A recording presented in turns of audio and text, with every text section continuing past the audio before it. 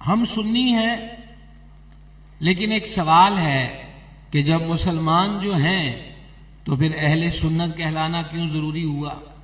ہمیں اہل سنت ہمارے مولانا حضرات نے قرار نہیں دیا، بلکہ سرور عالم علیہ الصلوۃ والسلام نے فتنوں کے دور میں نجات پانے والا گروہ اہل سنت و جماعت قرار دیا۔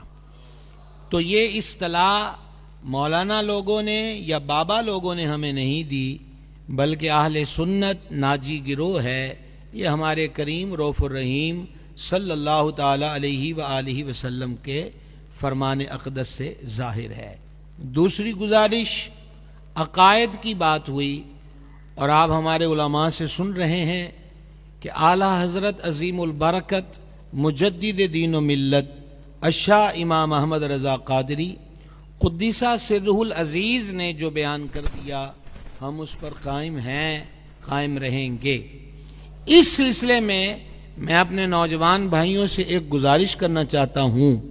اعلیٰ حضرت امام احمد رضا رحمۃ اللہ علیہ نے ایک عقیدہ بھی خود بنا کر نہیں دیا، جو عقائد صحابہ کرام کے تھے، جو عقائد اہل بیت اطہار کے تھے، انہی عقائد کے محافظ کا نام امام احمد رضا ہے، اور اس کے لیے آپ کو کہیں دور دراز سفر اختیار کرنے کی ضرورت نہیں، صرف فتاوی رضویہ شریف پڑھیے، آپ ایک سمندر میں غوطہ زن ہوں گے۔ یہاں آپ کو قرآن کریم کے نایاب ہیرے بھی ملیں گے، احادیث شریفہ کے قیمتی موتی بھی ملیں گے، ائمہ فقہ کے ارشادات کے در نایاب بھی ملیں گے۔ تو یہ دوسری بات ہے۔ تیسری چیز، اہل سنت کے نام کے ساتھ بہت ساری چیزیں ایسی منسوب کر دی گئیں، جوڑ دی گئیں، نتھی کر دی گئیں، جن کا سرے سے ہی اہل سنت سے کوئی تعلق، کوئی ناتا، کوئی واسطہ نہیں ہے۔ اس کو بھی نمبر وائز گنے تو پوری رات چاہیے، اور میں مختصر وقت میں چند چیزیں آپ کے سامنے رکھنا چاہتا ہوں۔ مزارات اولیاء رحمہم اللہ علیہم، ہم اللہ والوں کے مزارات پر حاضر ہوتے ہیں، ان کی عبادت کرنے کے لیے نہیں، ان کی پوجا کرنے کے لیے نہیں، کیونکہ اللہ کا ولی ہے، ہوتا ہی وہ ہے جو ساری زندگی اللہ وحدہ لا شریک کی عبادت کا درس دیتا ہے۔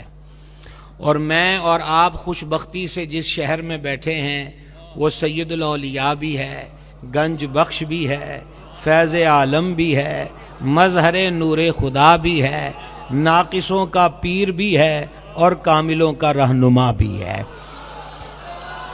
تو حضور فیض عالم رحمۃ اللہ علیہ، آپ کی کتاب کشف المحجوب شریف جو پردوں کے کھولنے والی کتاب ہے، اور اگر آپ مہربانی فرما کر کشف المحجوب شریف کی ابتدا کہ حضور فیض عالم نے جو خود لکھا ہے کہ انہوں نے یہ کتاب کیوں لکھی، تو ایک بات سمجھ میں آتی ہے کہ تصوف اور طریقت کے ساتھ اس دور کے اندر بھی بہت ساری غلط باتوں کو جوڑ دیا گیا تھا۔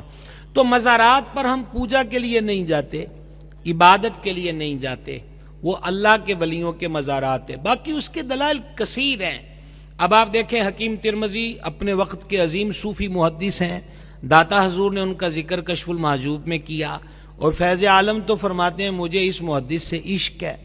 انہوں نے اپنی کتاب نوادر الاصول میں حدیث لکھی کہ فرمایا سید العالمین علیہ الصلاۃ والتسلیم نے جو جمعہ کے دن اپنے ماں باپ یا دونوں میں سے ایک کی قبر کی زیارت کو جائے تو اللہ تعالیٰ اسے مقبول حج کا ثواب عطا فرماتا ہے۔ اس حدیث میں یہ کوئی قید نہیں ہے کہ ماں وقت کی رابعہ بصریہ ہو اور باپ وقت کا ابراہیم بن ادہم ہو، مسلمان ہوں، صحیح العقیدہ ہوں، بیٹا ماں باپ کے ناطے سے ان کی قبر پر گیا ہے تو حج کا ثواب پاتا ہے۔ جب ان کا یہ مقام ہے تو جہاں وہ بستے ہوں جنہوں نے ساری زندگی اللہ اور اس کے رسول کا پیغام عام کیا، ان مزارات پر رحمتوں کا عالم کیا ہوگا۔ دوسری بات، مزارات پر چادر چڑھانا۔ اعلی حضرت عظیم البرکت قدس سرہ العزیز مزار پر چادر چڑھانے کے مسئلے کے بارے میں فرماتے ہیں، کسی نے منت مانگی کہ میرا کام ہو جائے تو میں مزار پہ چادر پیش کروں گا۔ اب پہلے سے اس مزار پر ایک یا دو چادریں موجود ہیں تو تیسری چادر خریدنے کی ضرورت نہیں، بلکہ جتنے پیسے اس چادر پر لگتے ہیں اتنی رقم غرباء فقراء میں اسی ولی کے ایصال ثواب کے لیے تقسیم کر دیے جائیں۔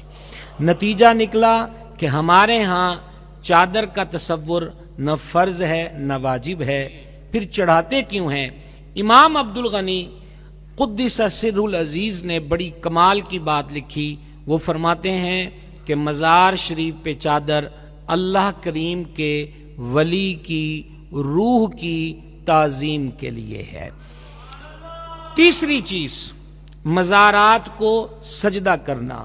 یہ وہ الزام ہے کہ جو پوری دنیا میں پوری تگ و دو سے پھیلایا گیا، یہ وہ الزام ہے جو بڑی شد و مد کے ساتھ ہم اہل سنت پر لگایا گیا، اور افسوس کہ کچھ جہلاء نے عملی طور پر اس الزام کو صحیح ثابت کرنے کی کوشش کی۔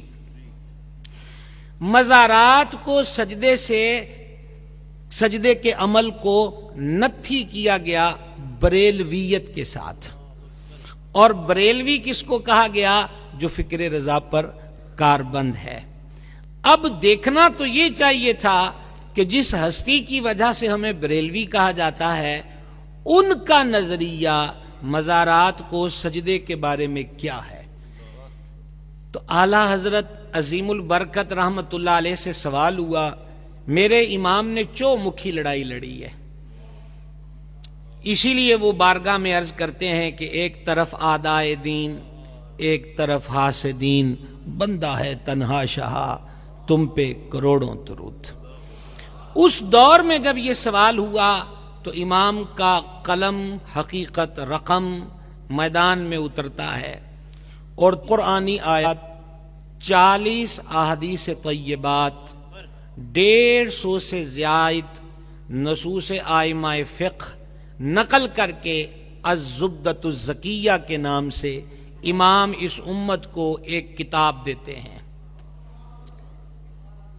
آپ غور کریں، میں نے ابھی آپ کو کیا بتایا، یہ کہہ کر نہیں کہ احمد رضا یہ کہتا ہے، بلکہ وہ کہتے ہیں رب یہ فرماتا ہے، اس کے حبیب یہ فرماتے ہیں۔ تو سیدی اعلی حضرت رحمت اللہ علیہ نے اس میں کیا ثابت کیا کہ سجدے کی دو قسمیں ہیں، ایک سجدہ عبادت، ایک سجدہ تعظیمی۔ تعظیمی کو ایک اور لفظ سے آپ سمجھ سکتے ہیں، سجدہ ادب۔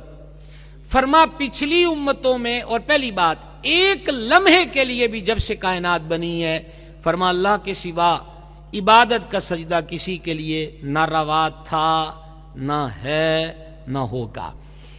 ادب والا سجدہ جیسے فرشتوں نے حضرت آدم علیہ السلام کو کیا، وہ پچھلی امتوں میں اجازت تھی۔ کریم سے بھی اجازت مانگی انہوں نے جو حضور کے مرید ہیں، بے مثال ہیں، لاجواب ہیں، با کمال ہیں، اور کُلًا وعد اللہ الحسنی کے سند یافتہ ہیں۔ اونٹوں نے سجدہ کیا تو انہوں نے عرض کی، اے کریم اتنے کرم آپ کے جانوروں پر نہیں ہیں جتنے ہم پر ہیں، لہٰذا ہمیں بھی اجازت دیجئے۔ تو سرور عالم علیہ الصلوۃ والسلام نے فرمایا، ہم اگر اللہ کے سوا کسی کو سجدے کی اجازت دیتے تو عورت کو اجازت دیتے وہ اپنے شوہر کو سجدہ کرے۔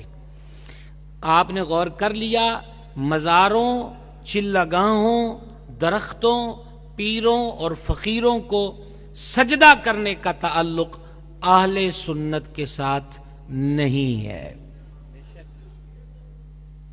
ایک قدم آگے بڑھیے۔ موجودہ وقت میں مختلف میلے جمیلوں میں عورتوں کے جم گٹے اور جم غفیر نظر آتے ہیں۔ اس عنوان پر اعلی حضرت نے پوری کتاب لکھی. اور میں خلاصہ پیش کرنا چاہوں تو وہ یہ ہے کہ اللہ کے ولی کے مزار کی حاضری ایک مستحب عمل ہے، لیکن عورت کا بے پردہ ہونا یہ بھی گناہ، غیر مرد غیر عورتوں کا اختلاط ہو، اکٹھ ہو، یہ بھی ممنوع. تو ایک مستحب کام کے لیے اتنے ناجائز کاموں کی اجازت نہیں دی جا سکتی. میرا امام لکھتے لکھتے یہ بھی لکھتا ہے کہ کائنات میں ایک ہی مزار ہے جس کے دم قدم سے عالم میں بہار ہے، اور وہ حضور پر نور صلی اللہ تعالی علیہ وآلہ وسلم کا مزار اقدس منور ہے. حاجن جب جائے گی تو اس کے لیے وہاں کی حاضری ضروری ہے. اس کے علاوہ کسی مزار پر عورت کا جانا نہ فرض ہے نہ واجب ہے. ایک قدم آگے بڑھائیے. اب منت مانگ لی عورت نے کہ میرا یہ کام ہو جائے تو درگاہ پر جا کر میں نیاز پکاؤں گی اور بانٹوں گی. اس کو وہاں جانے کی ضرورت نہیں، وہ کسی مرد کو بھیج دے تب بھی ادا ہو جائے گی، بلکہ دربار پر بھی دیگ نہ جائے، اس ولی کے ایصال ثواب کے لیے اپنے ہی محلے میں بانٹ دے، منت تب بھی ادا ہو جائے گی. زندگی کے تمام شعبوں میں دینی رہنمائی حاصل کرنے اور آخرت کو بہتر کرنے کے لیے ہمارے YouTube channel Islamic digital studio کو سبسکرائب کر لیں اور بیل آئیکن بھی پریس کر لیں. قرآن سے بھی ملا تھا